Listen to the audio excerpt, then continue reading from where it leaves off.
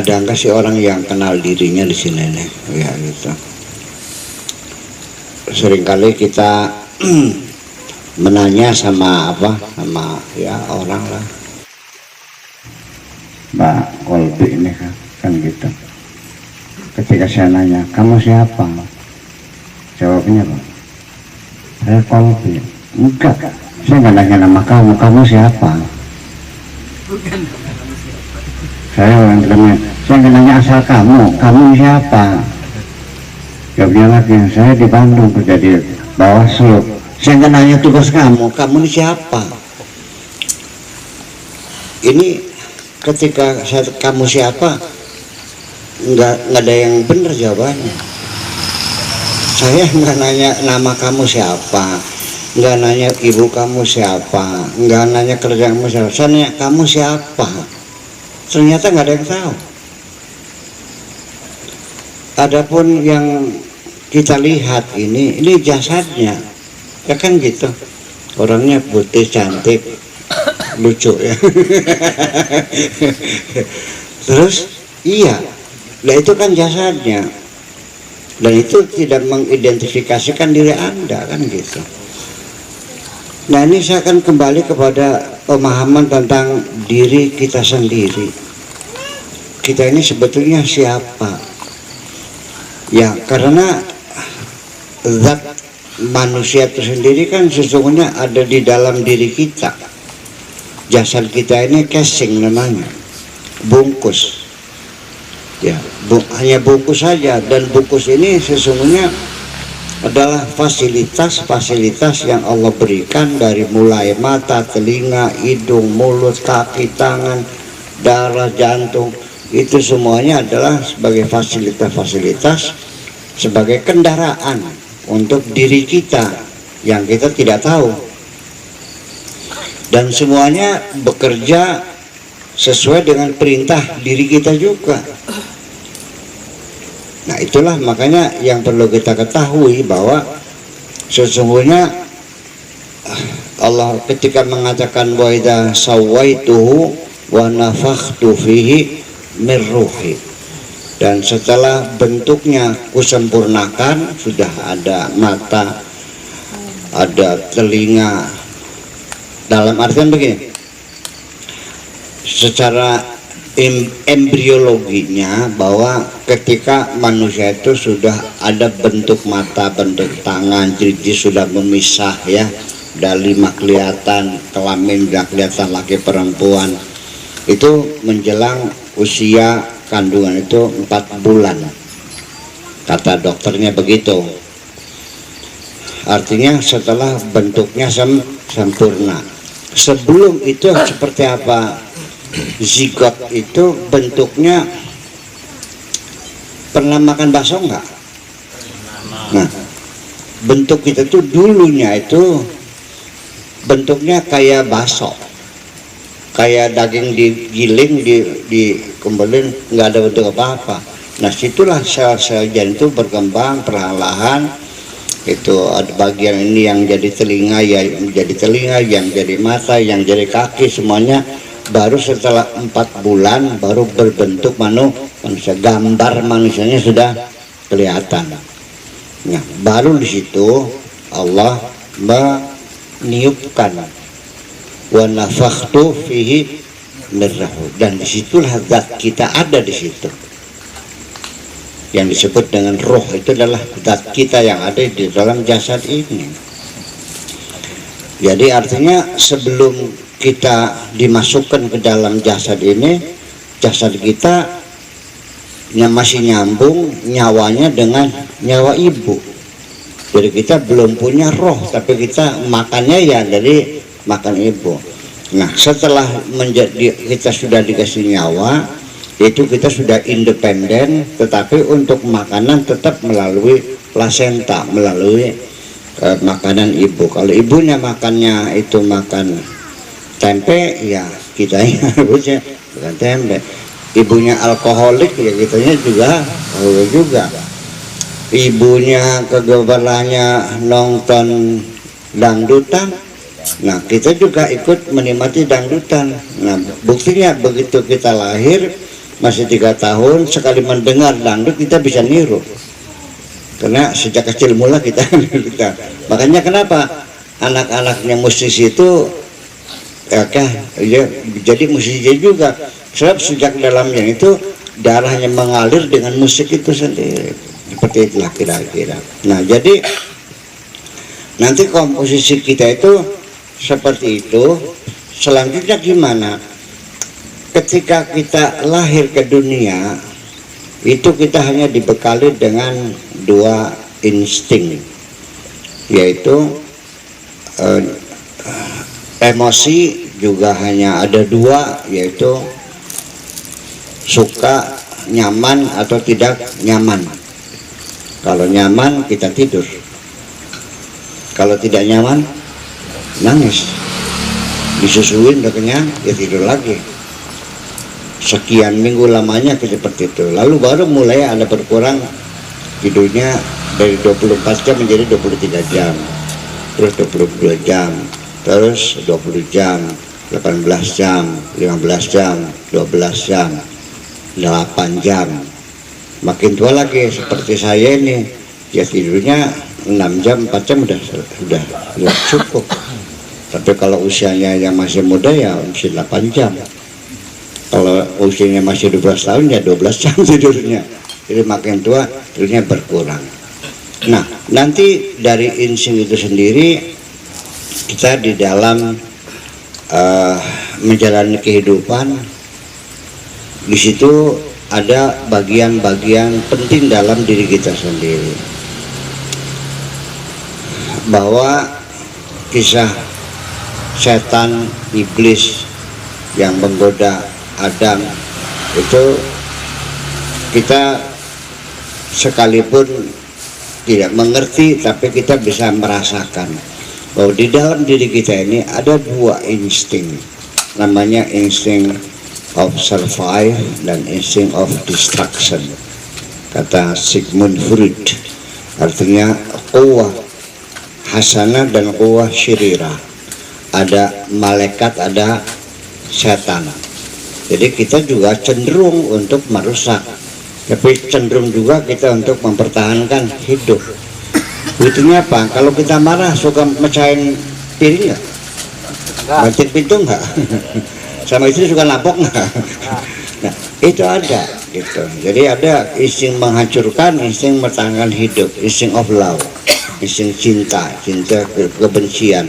Itu di dalam diri kita itu semuanya ada. Nah, kemudian secara jasad kita sendiri ini perlu ada pengontrolan semuanya, karena dalam diri kita ada satu pertarungan yang tidak pernah berhenti sampai detik terakhir kita melepaskan nafas terakhir, itu masih dalam pertempuran. Kalau orang cerita mah ketika nazar itu masih ada setan datang menggoda, aku ini Tuhan. Kalau iya setuju sama Tuhan, ya selesai, sudah suul khatimah akan gitu. Ya mudah-mudahan kita detik-detik terakhir jangan sampai kita kalah gitu. Tetapi oleh karena itu sejak awal kita harus mencoba selalu mempertahankan kebenaran ini. Gini, di dalam tubuh kita ini yang selalu perlu diperhatikan. Pertama, pikiran kita. Artinya dalam hidup ini ada yang kita pikirkan, ada kesan, ada pengaruh, ya. Kemudian juga kita punya mulut, kita juga punya hati. Hati kita merasakan. Coba kita kontrol. Kapan hati kita menyimpan dendam? Kapan kita membenci orang? Kapan kita pernah menghasut di orang? Ada orang warungannya laris, kitanya marah. Pernah nggak? Ada nggak anak tetangga dilamar orang, kitanya tersinggung? Ada nggak anaknya teman bisa sekolah ke luar negeri, kamunya marah? Itu hasut namanya. Ada orang susah, kita ikut iba, ya, ada toleransi. Ada teman sakit kita datang ikut menyambanginya. Ada orang mati kita datang takziah. Ada orang bodoh ada. Itu semuanya adanya di dalam hati kita. Mulut kita apa? Semua pikiran-pikiran kita itu kan dikomunikasikan melalui mulut kita. Mulut kita akan menyatakan apa yang kita inginkan, apa yang kita pikirkan. Tetapi ada yang keempat, yaitu kebutuhan biologis kita. Perlu makan, perlu minum, ya kan gitu, perlu obat, perlu kawin, perlu ini, perlu ini. Banyak sekali, mungkin kalau itemnya kita kumpulin mungkin ribuan item kebutuhan kita ini. Semuanya harus memenuhi. Perut kepengen makan, dikirim ke otak berpikir bagaimana cari duitnya, usahanya apa, bikin apa, dagang apa. Betul gitu nggak? Nanti kita dagang, ada hal-hal yang kesempatan kita curang, hati kita mengatakan jangan. Itu semuanya terjadi pertempuran yang sangat rumit sekali. Nah, kemudian pada dasarnya nanti ada namanya segitiga, yaitu dalam proses nanti ini semuanya lahir secara alami. Otak kita setelah lahir bisa meningkat gak? Meningkat kalau belajar, kalau enggak ya enggak. Perasaan kita juga sama, kalau tidak belajar ya kita seperti binatang juga. Anak juga dimakan sendiri. Ada ke binatang makan anak sendiri? Iya. Manusia ada nggak ya makan anak sendiri? Ada dimakan sendiri anaknya kan nggak tahu. Itu kan karena demikian. Nah, bisanya pikiran kita menjadi cerdas, ada pembelajaran. Jadi Allah memberikan insting itu dasarnya seperti itu. Tetapi nanti perkembangannya ditentukan melalui proses iktisab. Makanya ghariza itu ada ghariza asliyah, ada ghariza muktasabah. Artinya insting yang diupayakan, dididik. Kalau kita dulu tidak pernah dicebokin orang tua, mungkin sampai sekarang kita nggak tahu cebok. Kalau orang tua tidak mendidik kita berbahasa, mungkin kita bicaranya kayak anjing juga gonggong. Ya. Kalau kita tidak belajar dengan hati kita, mengenal norma-norma yang ada, kita yang menjadi ya primitif ya seperti itu. Semua dimakan, ular dimakan, semuanya dimakan. Nah, itu semuanya ada proses namanya segitiga itu, yaitu adanya murid, ada mursyid, dan ada manhaj. Kadang-kadang gurunya bagus, muridnya cerdas bagus, tapi manhajnya nggak bagus, sehingga akhirnya pendidikan bertahan-tahun tidak ada perkembangan, yang berbodoh baik. Muridnya bagus, gurunya nggak bagus, ya nggak tercapai juga. Gurunya bagus, muridnya nggak bagus. Gurunya syekh, falim, alamah dan sebagainya, muridnya on, tetap aja. Nah, sehingga itu terutama dari mana? Mursyid itu bukan hanya seorang guru saja, tapi juga orang tua, guru di sekolah, masyarakat. Itu semuanya yang akan memberikan nilai-nilai kepada kita. Nah, sehingga nanti dari mana datangnya kita, sumpamanya satu emosi saja, emosi kita rasa takut saja, kita bisa sadar, karena takutnya apa namanya, emosi inti ya, rasa takut dan kecewa itu. Yang lain mah anak buahnya itu. Ya, rasa takut itu nanti muncul ragu-ragu, cemas, bimbang, ya kan, curiga. Itu juga anak cucunya takut. Gitu. Rasa cemas ya, artinya ada marahnya, ada segala macam gitu. Sekarang saya ingin mengatakan begini, bahwa sejak kapan kita punya keberanian terhadap diri kita sendiri, ada percaya diri. Artinya begini, apakah itu tumbuh dengan sendirinya ataukah memang ada pengolahan kita sesungguhnya yang membuat kita ini apa namanya, rasa takut itu dari mana? waktu kita lahir jujur tidak pernah punya rasa takut. Waktu anak-anak kita masih bayi, hanya satu ketakutan kita, takut jatuh. Ya, kalau sudah dia akan menangis kalau dia rasa takutnya pengen jatuh. Hanya satu, takut jatuh.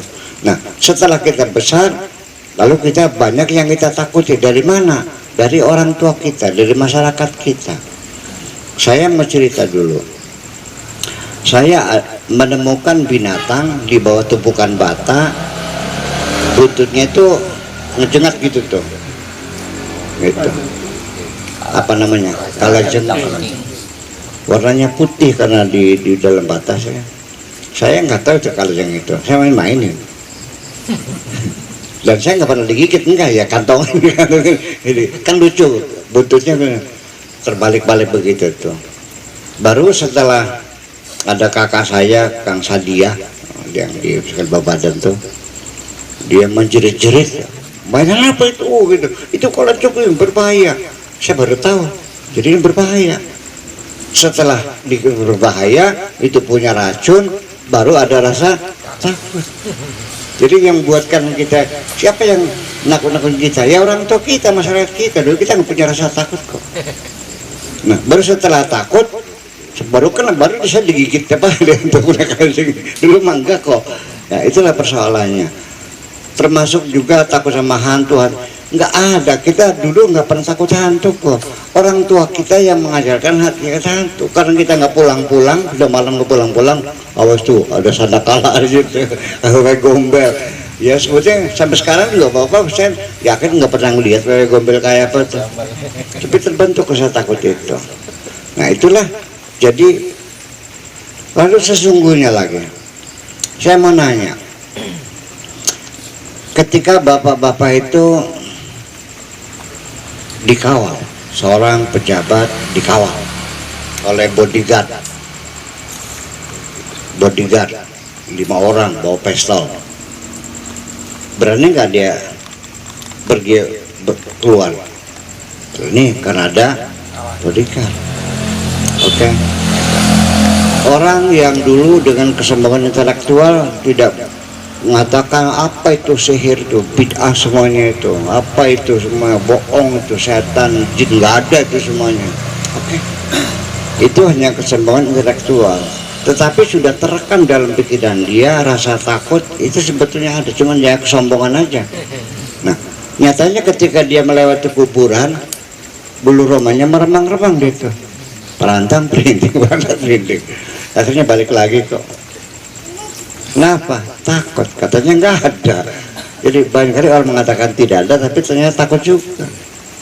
Nah, ketika dia rasa takut semacam itu, akhirnya ditemani oleh 10 orang bawa patromak 5, bawa genjering 5, lewat kuburan yang besar tuh. Patromak 5, genjeringnya 5, sama tola al-badruannya. Hilang nggak rasa takutnya? Hilang, karena merasa banyak temannya. Tapi hilangnya rasa takut itu palsu. Kepercayaan dia ada yang melindungi itu palsu sesungguhnya. Pengen tahu buktinya? Andai kan betul-betul ada macan, ini 10 orang yang ngawal dia pada lari nggak?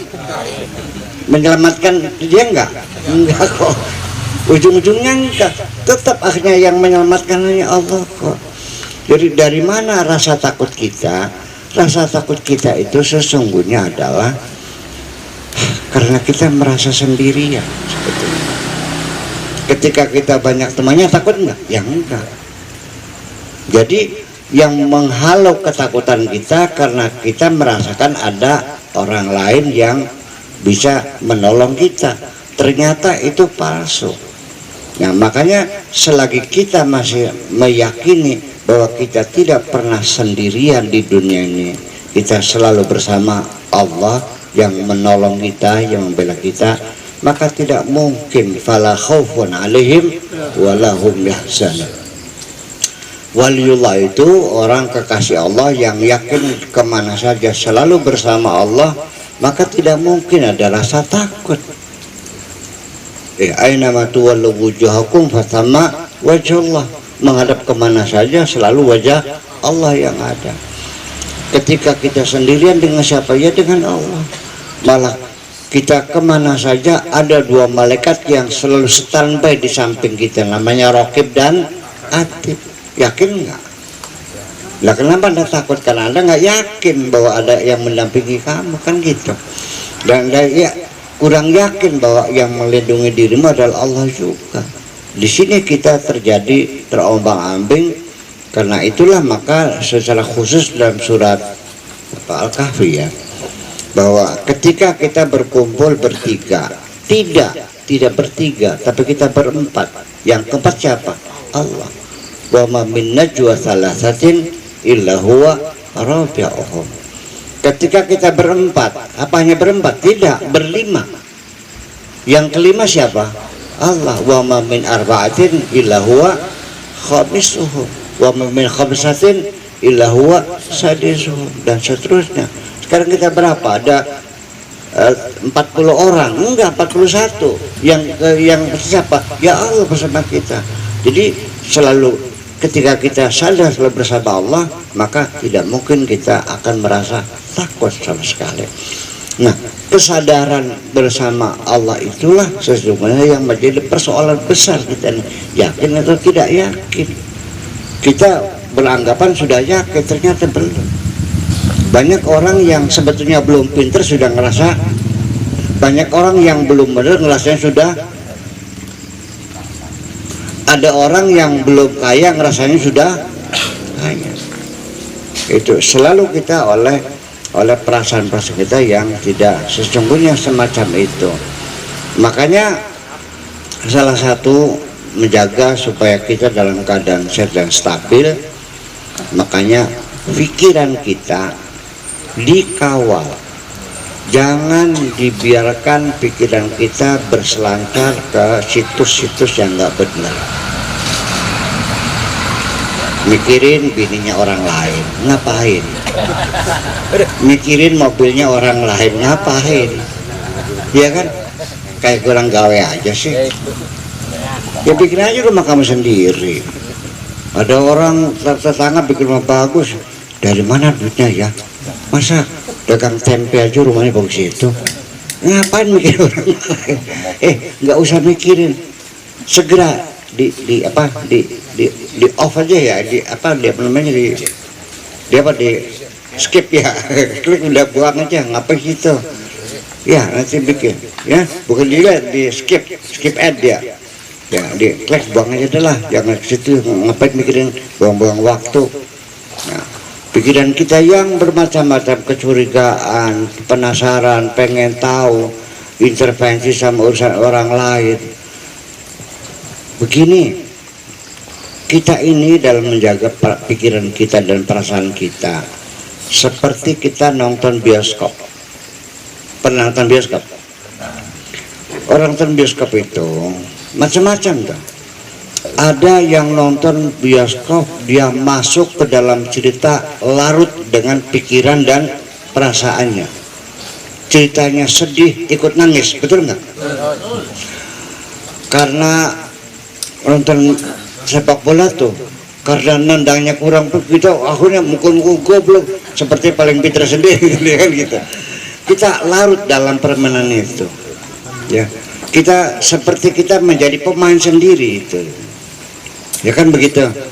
Karena dia merengek-rengek meminta cinta gitu, ditolak, goblok, udah urusan apa nih? Kamu cantik kok, nggak usah ini banyak, udah ngantri loh, ikut komentarnya ngapain gitu. Itu bukan urusan kita, kan gitu. Ada lagi yang nonton sama sekali tidak pernah masuk. Kenapa? Sambil makan kacang. Letak. Ya, nonton ya, tahu ceritanya, tapi dia tidak larut perasaan. Ya, oh cerita iya, terus ini, oh ini. Enggak. Yang lakonnya itu lagi nangis, kita makan kacang aja. Ya kan? Yang kok baik gitu. Ada lagi yang separoh-paroh. Soalnya berangkatnya bawa pacar nih, sambil berpelukan, nggak tahu tuh Nanti kadang-kadang ya dia nikmati pacarnya sendiri kan, pegang-pegang. Tapi nanti kita mendengarkan juga, nanti kadang-kadang ikut larut. Tapi akhirnya, oh saya lagi sadar lagi. Jadi separuh masuk, separuh keluar gitu. Ada yang sama di luar, ada yang masuk seterusnya. Nah kita juga hidup begitu. Dalam menonton kehidupan, ada orang yang larut, ikut dalam penderitaan orang lain. Tetangganya suaminya galak, mukulin istrinya, dia ikut marah. Urusan apa ini? Akhirnya datang, ya udah minta cerai aja. Kamu gimana sih suami itu? Loh, urusan apa kamu? Yang dia masih cinta aja. Malah si istri itu senang digebukin suaminya itu. Ada namanya itu mazhab sadisme. Dia merasa puas kalau dikasarin, malah kalau dia lus-lus dia nggak suka lus gitu, pengennya digebukin dulu gitu. Ada, ya iya, kita ikut campur larut. Nanti ada orang ya nggak ada, artinya orang susah itu.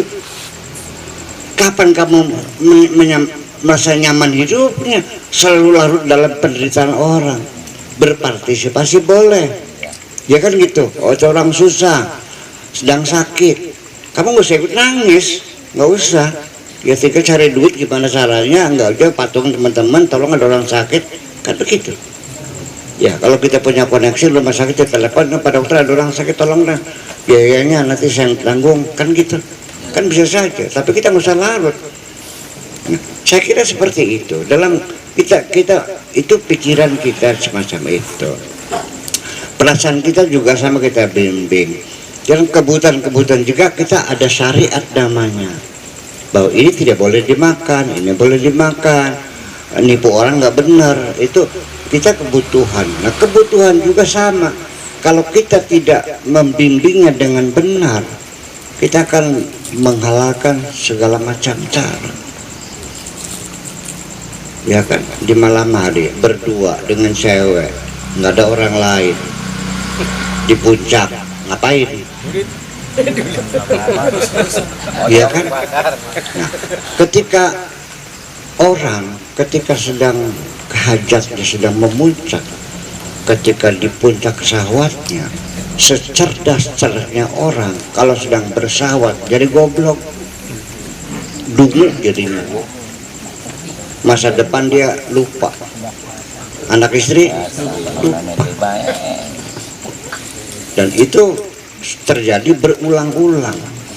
Nah makanya secara syariat kita dengan lawan jenis itu bukan tidak boleh berhubungan, silakan, ya kan gitu. Kita kerjasama, kita kenal, saling menghormati boleh, tapi jangan terlalu intim banget. Ya, menjauh tidak juga, mendekat enggak juga. Yang penting jaga jarak. Jauh juga enggak, dekat juga enggak, tapi ada jarak psikologis. Makanya Al-Quran mengatakan bukan wala taznu, tapi wala taqrabul azina. Jangan mendekati perzinahan. Itu maksudnya jaga jarak. Karena apalagi anak-anak muda, saya yang sudah kiai, yang sudah tua juga, kalau seandainya itu kita tidak jaga jarak, sangat mungkin sekali saya juga terjerumus ketika berintim-intim dengan seorang perempuan yang cantik jelita, mana tahan. Nah makanya jaga jarak aja dah. Nah itulah, jadi itulah bahwa kita ini di dalam hidup dunia ini tidak semudah itu. Untuk mengenali zat kita ini sampai sekarang belum jelas. Sibuk kita mikir kebutuhan, sibuk kita dengan orang lain, sibuk kita menyimpan dendam dan kebencian, sehingga kita jarang pernah merenungi diri kita sendiri. Nah, acara kita nanti di hutan 40 hari itu, kita ingin mengungkap sebetulnya kita ini siapa sebetulnya. Dan para ulamanya sekarang masih mempertanyakan nanti sholat Jumatnya di mana, kayak kacau nih begini. Nantinya bagaimana, hukumnya gimana, ngapain. Nah semua orang-orang itu kalau sudah mengenali siapa dirinya pasti akan jadi orang hebat. dan pasti dia akan menjadi pembaharu. Dan semua orang-orang besar yang bisa merubah dunia umumnya keluar dari pertapaan. Percaya nggak? Semua. Saya tidak yakin ada orang hebat bisa melakukan perubahan yang keluar dari diskotek, nggak mungkin. Semuanya keluar dari pertapaan. Nabi Muhammad keluar dari gua Hira, Nabi Musa turun dari gunung Tursina, Nabi Ibrahim dari padang pasir, Nabi Muhammad dan Nabi Idris dari lautan, dari hutan, Nabi Khidir dari lautan, Soekarno dari Digul, ya, Nabi Yusuf dari penjara, sama. Jadi Nabi Yusuf dan Bung Karno dan pemimpin yang lain, apa Napoleon Bonaparte, apa Alexander the Great, itu juga sama. Uzlah sukarela atau uzlah dipaksa. Nabi Yusuf memilih dipaksa. Qala asijnu ahabbu ilayya mimma lumtunani. Lebih baik aku masuk penjara saja. Di penjara dia nyaman kok. Itu. Jadi dipaksa. Nah itulah makanya kita ke depan perlu banyak merenungi diri kita sendiri. Cobalah kita dalam hidup ini jangan kepengen tahu orang lain, jangan kepengen tahu, cobalah munculkan kepengen tahu tentang dirimu sendiri. Makasih. Assalamualaikum warahmatullahi wabarakatuh.